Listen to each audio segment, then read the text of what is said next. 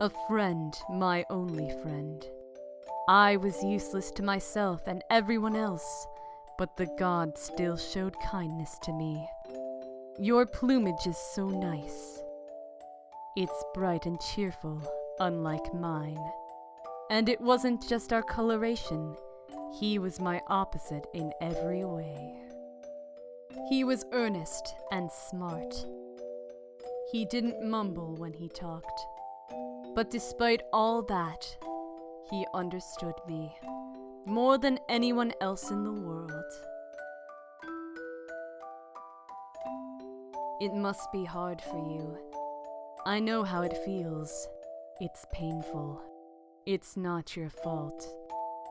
Society is always telling us to do this, do that. It's like we're held at gunpoint. I hate it all too. Just like you, right?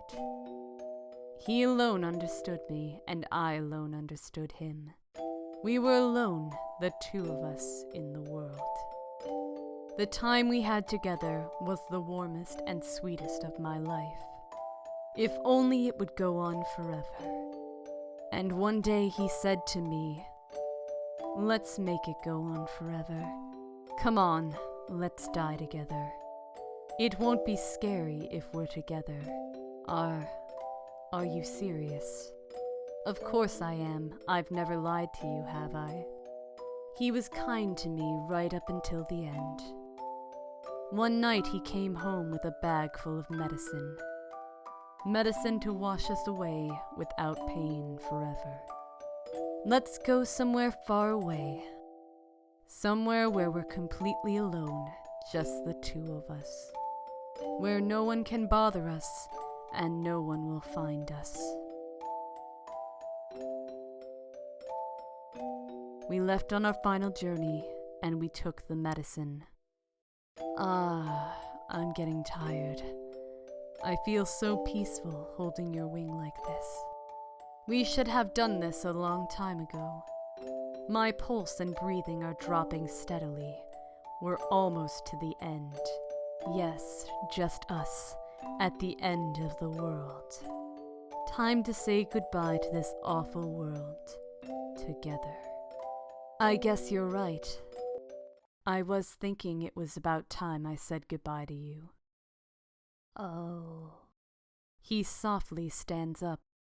His warm wing leaves mine. He steps calmly away. He reaches into my bag. He takes out the key to room 701.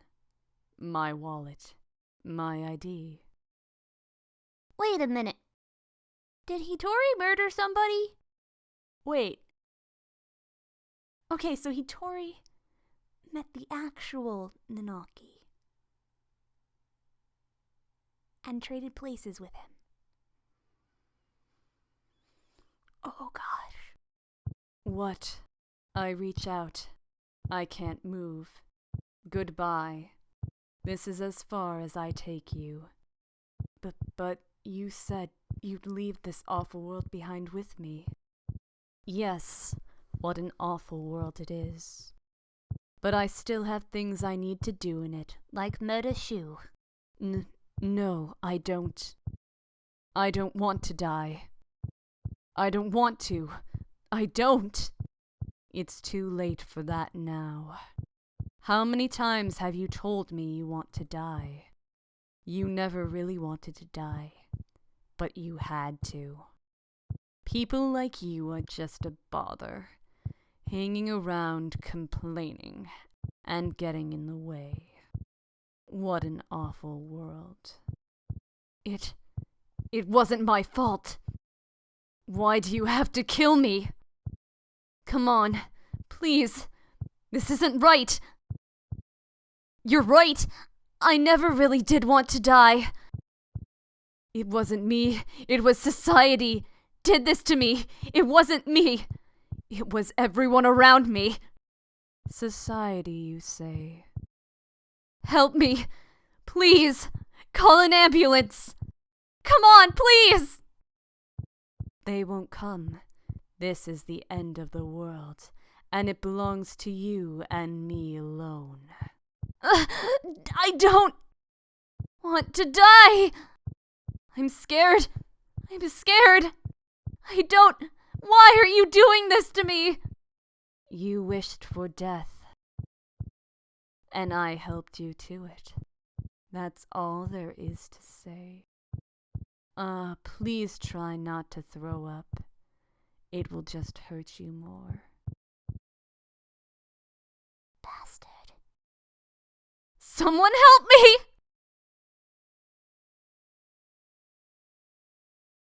Hooray, story time. Yay. The King's Picture Book. Once there was a poor little quail. One day, the quail was tricked by a bad bird and killed. The quail was put on the train through the night sky, although with the other birds who had died. Where is the train going? There must be a terrible place at the end of the line. The quail was so scared and so afraid. It thought its little heart would burst. But the train stopped for a little while. Apparently even galactic trains have to wait for signals. The quail was too scared to stay on the train, so it jumped off. There was a dark, dark room there. There was nothing in it but a chair and a little candle. There was no one else there. Oh. The quail sat on the chair and cried. Why did this happen? It was betrayed by its friend and forced onto a strange train. What would happen next? The quail thought and made a station. This is reminding me of Alice's human sacrifice. The little dream thought and thought, and then it took everybody into its reality.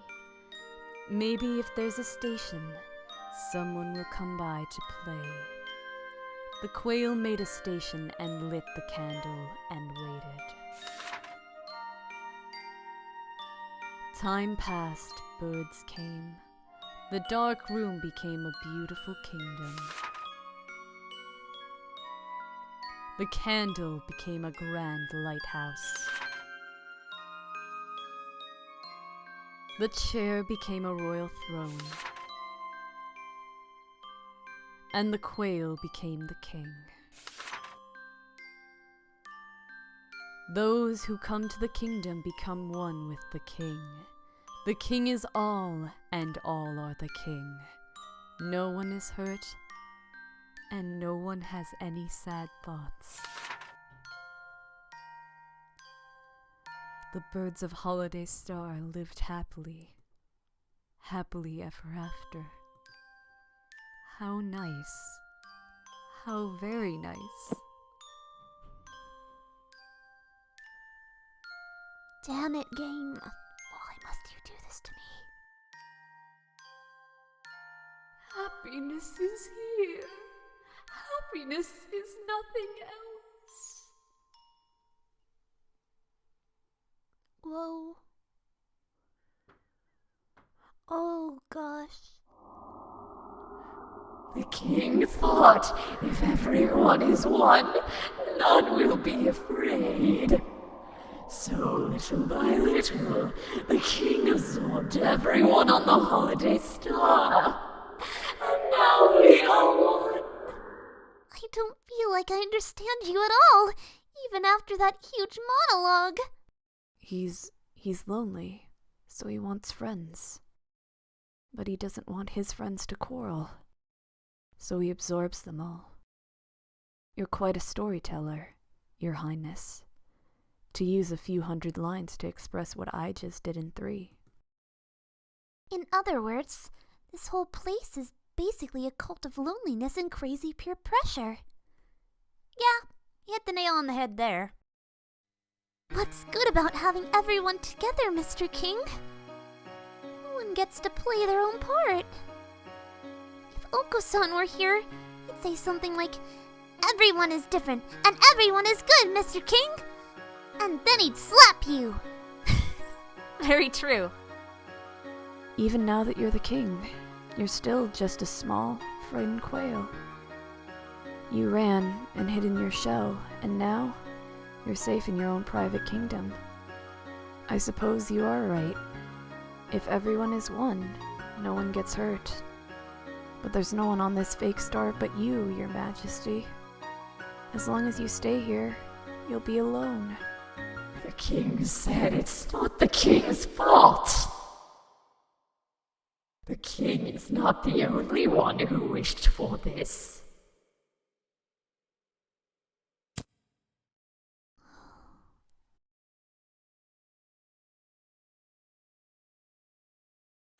All who came here accepted it gladly. Even the ones like you, who were angry at first. In 2 days you will be the king's best friends. You're delusional, baby. You are the ones who are wrong. It is you who are wrong. You're not right. Oh gosh. Oh gosh. Blood. I do not like the blood. Do not like it. No. Please don't do this.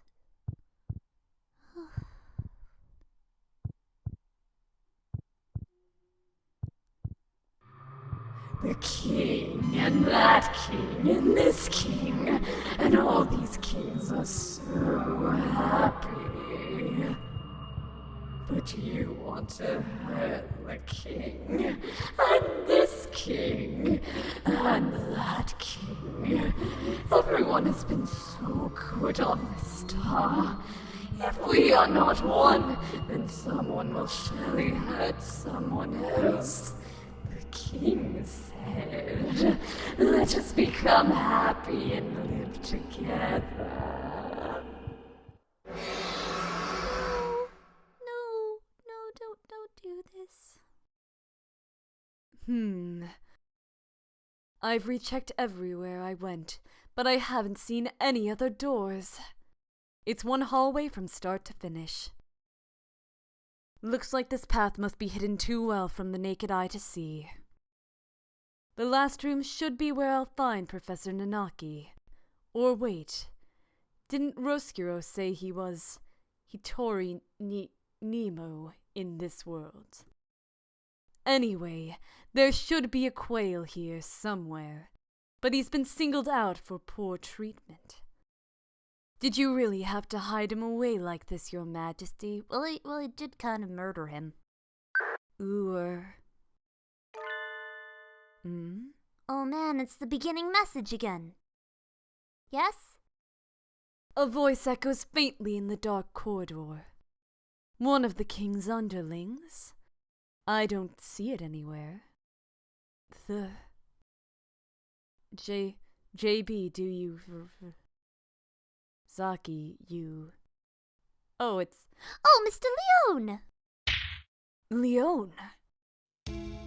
I can stay connected for long. Listen up.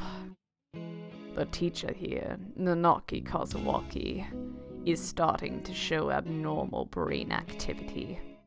He's probably falling into a coma. I'm trying to find him right now, but it looks like the man behind all this has hidden him somewhere. I thought as much. Naki's brain activity is dropping. He may not be able to regain consciousness. Meaning, he alone is proceeding more rapidly into the disconnect of mind and body. Unfortunately. I'm going to administer psychotropics to you and Nanaki in 60 minutes. In small amounts, it would look brilliant if you failed the mission because I overdosed you. So, my job is to concentrate and find the professor while the high lasts. Exactly. You should have about 2 minutes. Good luck. Leon fades away like a puff of smoke. This isn't the first solo search and rescue I've had to do. But all the same, it is reassuring to see the unshakable cockatiel's face, even for just a minute. It's almost time. If the planisphere is right, the path down to the last star should be between Sakuya and Ryota's rooms. That magnificent artist did get rid of the clouds for us. It would be a waste if we didn't let any of the moonlight in here. The booth should last 2 minutes. At least the area is pretty small. Let's hope that king can't beat me at my own game. Hopefully not, Yuya. Hopefully not. So, the officers are just as willing to use illegal substances as the ground operatives? I can't believe it. There's something very wrong with this dub party. We are like cogwheels. We serve as part of a machine far larger and more important than ourselves. You should know it as well as I do. Humph. Unfortunately, I cannot even begin to comprehend such groveling ideas. I am not here for the system. The system is here for me. I am the system, biatch. Anyway, I administer the amounts you said to your underling and the quail there. Thanks. And now all we can do is brightly and massively prevent the victims' bodies from losing too much heat, and wait to see how everything turns out. Hope it turns out good, Leon. Hope it turns out good. The drugs acting on my physical body are having more of an effect on my dream consciousness than I had expected.